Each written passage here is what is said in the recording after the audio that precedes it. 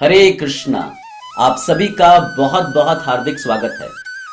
जगन्नाथपुरी धाम, जिसे श्री क्षेत्र, पुरुषोत्तम क्षेत्र इत्यादि कई नामों से बुलाया जाता है।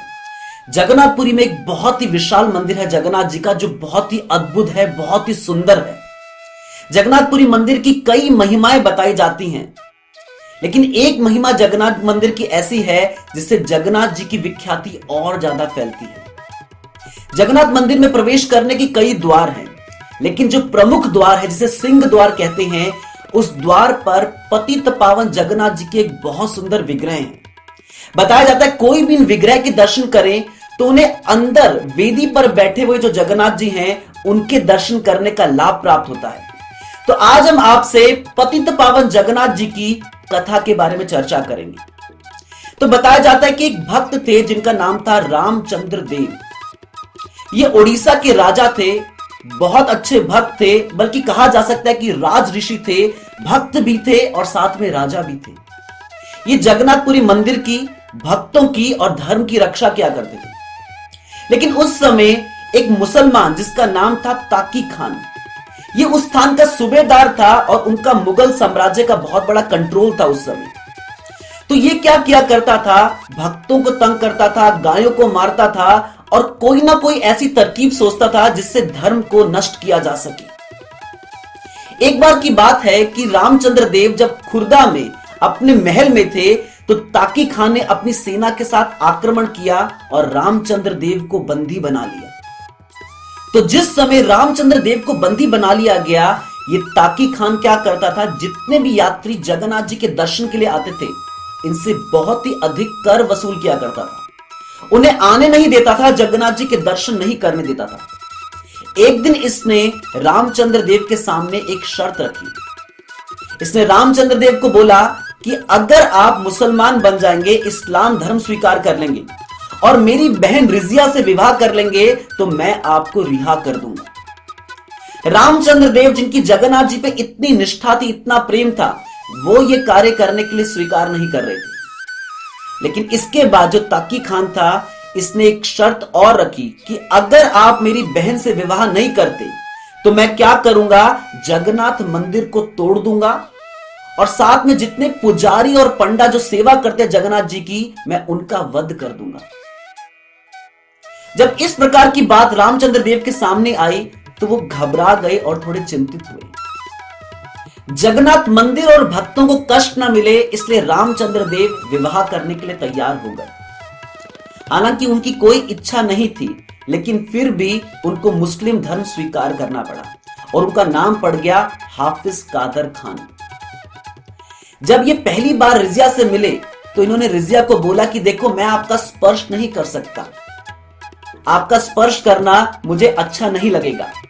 रिजिया ने रामचंद्र देव को इस प्रकार से बताया कि दरअसल मेरी माता भी हिंदू परिवार से थी और मेरी भी जगन्नाथ जी में बहुत निष्ठा है, लेकिन मैं आपसे एक चीज कहना चाहूंगी कि अगर आप मुझसे विवाह नहीं करेंगे और अगर आप ताकी खान की शर्तों को नहीं मानेंगे तो ये जगन्नाथ मंदिर को तोड़ देगा और भक्तों को कष्ट पहुंचाएगा। तो भक्तों की रक्षा के लिए, मंदिर की रक्षा के लिए रामचंद्र देव मुस्लिम धर्म स्वीकार कर लेते हैं और उनका नाम, जैसे मैंने बताया, पड़ता है हाफिज कादर खान। तो मुसलमान धर्म स्वीकार करने के बाद अपनी पत्नी के साथ जब ये पहुंचते हैं वापस खुर्दा में, तो इनकी पत्नी को जब पता लगता है कि अब ये मुसलमान बन गए हैं, तो पत्नी अपने बच्चों को लेकर घर से बाहर चले जाती है, घर छोड़कर चल जाती है। ऐसे मित्र जो कहते थे कि हम आपसे रिलेशन कभी नहीं छोड़ेंगे, हमारी मित्रता बहुत ही पक्की है, ऐसे जो मित्र थे वो भी रामचंद्र देव का साथ छोड़ देते हैं। रामचंद्र देव इस समय अपने आप को बहुत ही असहाय महसूस करते हैं, बहुत ही अकेला महसूस करते हैं। बताया जाता है कि रामचंद्र देव, जो कि जगन्नाथपुरी मंदिर के समझ लीजिए राजा थे, उस समय वो कंट्रोल किया करते थे और ये एश्योर करते थे कि धर्म के नियमों का पालन किया जाए। उन्हें जगन्नाथ मंदिर में प्रवेश नहीं करने दिया गया। उस समय हर एकादशी में जगन्नाथ मंदिर के ध्वजा के पास एक बहुत बड़ा दीपक जलाया जाता था। इस दीपक पर स्तुतियां गाई जाती थी, जगन्नाथ जी से प्रार्थना की जाती थी कि हमारे राजा रामचंद्र देव की रक्षा की जाए।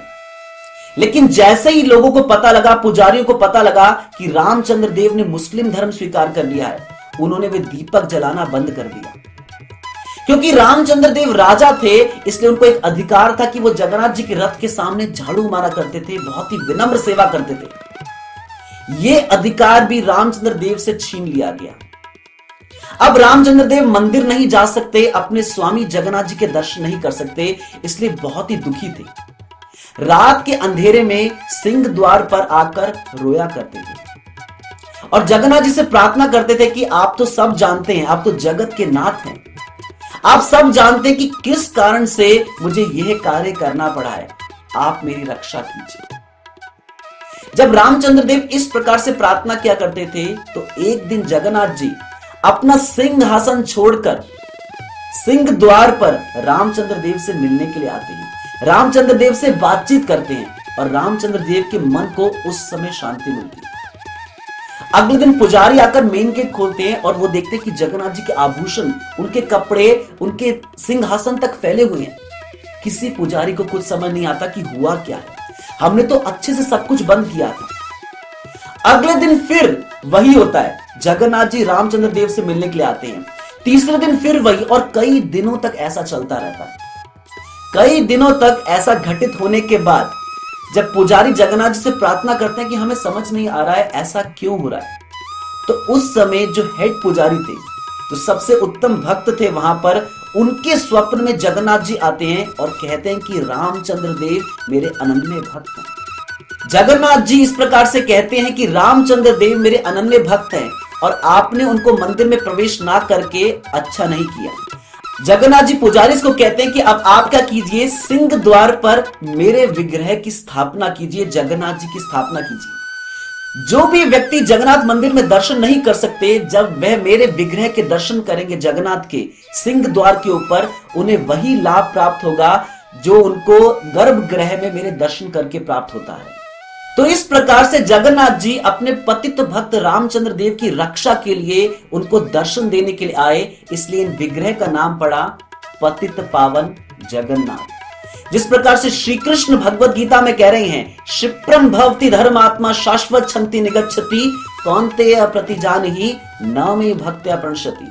श्री कृष्ण अर्जुन को कह रहे हैं कि हे कुंती पुत्र, तुम ये ऐलान कर दो कि मेरे भक्त का कभी नाश नहीं होता, क्योंकि मैं अपने भक्तों की रक्षा करता हूं। और इस बात को स्थापित करने के लिए जगन्नाथ जी सिंह द्वार पर आए, अपने भक्त रामचंद्र देव को दर्शन देने के लिए, और सिंह द्वार पर पतित पावन जगन्नाथ जी की स्थापना की गई।